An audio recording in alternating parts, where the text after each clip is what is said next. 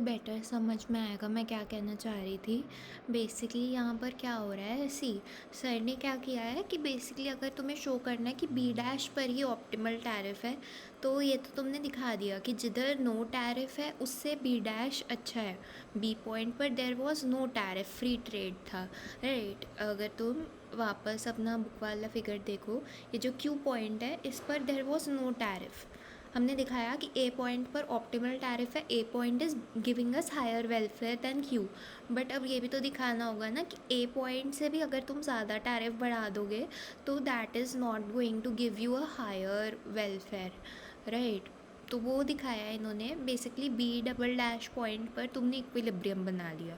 अब उस पर इक्विलिब्रियम बनाने के लिए क्या करना होगा, दोनों ऑफर कर्व्स को वहाँ पर इंटरसेक्ट करना होगा, राइट। तो तुमने अपने अपने देश के ऑफर कर्व को बेसिकली और इन्वर्ट्स शिफ्ट कर लिया, ठीक है। बेसिकली और ज़्यादा टैरिफ लगा लिया, तभी तुम्हारा ऑफ़र कर्व और ज़्यादा अंदर शिफ्ट होगा।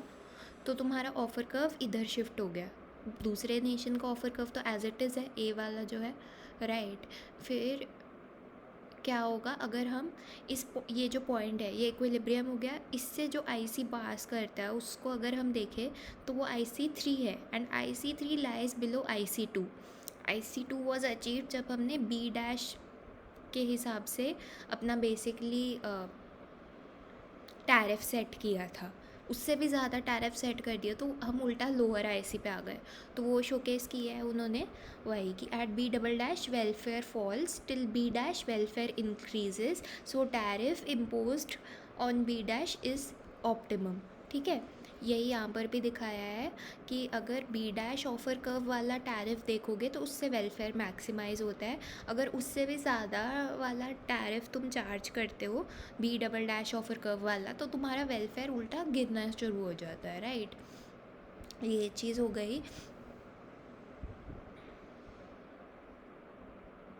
ठीक है। तो ये तो नॉर्मल वाला ही डायग्राम है। इतना समझ में आया। एक ही एक्स्ट्रा कंपोनेंट सर ने डलवाया था अपनी डायग्राम में, which is easy to put in our diagrams, right. ये वाला भी तुम बना सकते हो, ठीक है। Current China versus USA situation का उन्होंने दिखाया है, जितना मुझे समझ में आया। इसकी कहीं पे भी किसी ने भी एक्सप्लेनेशन लिखी नहीं हुई है इस डायग्राम की, बस डायग्राम ही बनाई है सब ने। तो बट इससे मुझे ये समझ में आया कि हो क्या रहा है कि पहले USA 1 इस लेवल पे था, चाइना 1 इस लेवल पे था, तो ई पॉइंट पर तुम्हारा इक्विलिब्रियम आ रहा था। फिर USA ने टैरिफ इम्पोज कर दिया तो USA का वो जो है ऑफ़र कर्व USA 2 पे आ गया। चाइना ने भी टैरिफ इम्पोज कर दिया, चाइना का ऑफ़र कर्व भी अंदर की तरफ शिफ्ट हो गया ओरिजिन के पास। अब ई डबल डैश पॉइंट पर दोनों इस इक्विलिब्रियम पे हैं, जहाँ पर दोनों के इम्पोर्ट एक्सपोर्ट काफ़ी घट चुके हैं, ठीक है। तो वो चीज़ दिखाई है यहाँ पर।